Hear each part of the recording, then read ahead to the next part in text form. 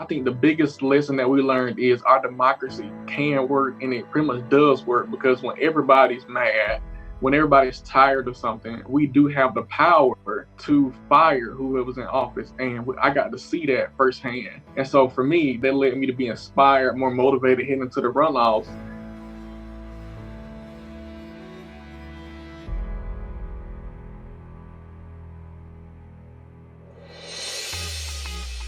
My name is Jalen Scott, and I am the Executive Vice President of the Young Democrats of Georgia.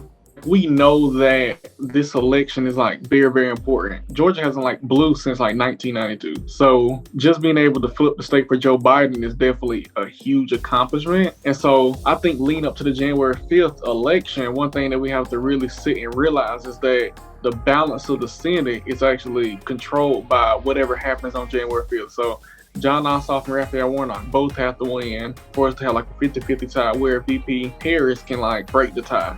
And that's super, super important. And so right now it's all eyes and all investment on here in Georgia for the most part.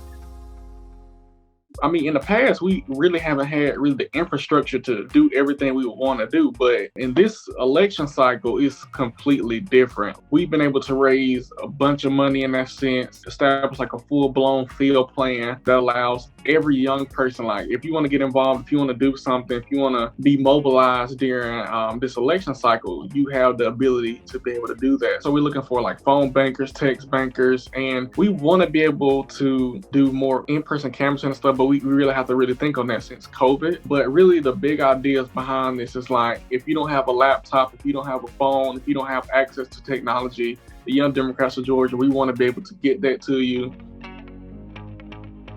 In 2016, we knew how Donald Trump was. We expected this to happen. He knows no loyalty. It just so happened that Brian Kemp and Brad Raffensperger just are martyrs of Trump's games for the most part. So we are letting them eat themselves up alive. But one thing that we are really, really realizing is that just because those Trump supporters, those diehard Trump supporters who be at the Capitol every other day now protesting and screaming and stuff, they lost here in Georgia last time. But I think the good bit of majority of the people who actually flipped Georgia, we definitely have the majority of the thought here. So people can think and that they can scream all they want and all that different type of stuff, but at the same time, the majority of the people voted for Joe Biden here in Georgia. I'm 21. My voting for the first time was in 2018. So my first big disappointment was Stacey Abrams losing the governor's race. And so I remember around that time the excitement was super, super high. It was wild. We knew that Stacey was gonna flip Georgia, but it didn't happen.